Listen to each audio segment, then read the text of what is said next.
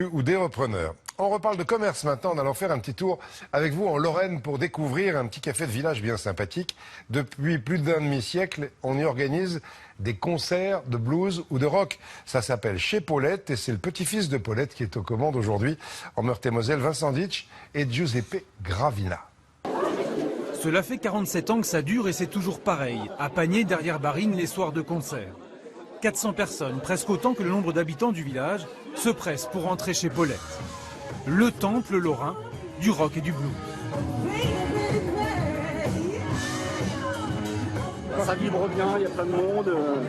Et trouver ça dans un petit village comme ça, c'est impeccable. Unique en France. Une histoire unique, effectivement, que celle de ce café de village, un peu perdu à 20 km de Nancy. Devenu depuis 1969 un pub réputé qui accueillit les plus grands noms du blues ou du rock. Par la volonté de Paulette, 92 ans aujourd'hui, de son mari Yves et désormais de Julien, son petit-fils.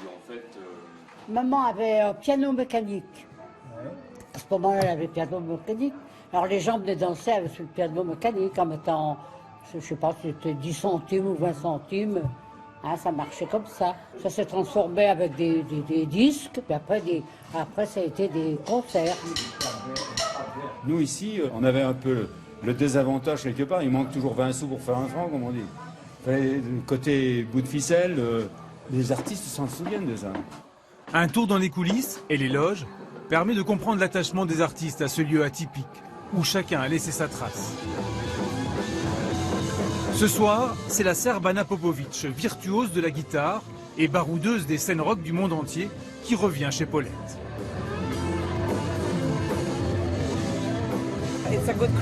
C'est un bon public, un public rock. Il répond bien, il aime le blues rock, les solos de guitare. Je suis heureuse de revenir. Des groupes qu'on ne voit pas ailleurs et qu'on n'a pas l'occasion de voir souvent. Ana Popovic, c'est très rare.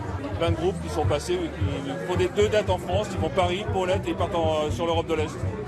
La salle est bien, le son est bon. Le plancher en bois, ça résonne bien, ça marche. Aujourd'hui, entre deux concerts, la grande salle accueille des expositions. Et le café reste un lieu de retrouvailles pour les habitants du village. Tous les petits bars de village disparaissent au fur et à mesure, donc c'est bien de pouvoir conserver ce bar dans le village. Parce que nous, le village où on est, il n'y a plus de bar, par exemple. Ça, c'est vraiment aussi ce que je veux garder, c'est l'esprit famille, pour que ce soit les groupes ou pour les spectateurs. Et visiblement, artistes et publics apprécient toujours autant cette proximité, devenue de plus en plus rare aujourd'hui dans le monde de la musique. Il s'en passe des choses dans les villages, c'est à Pagné derrière Barine en Meurthe-et-Moselle.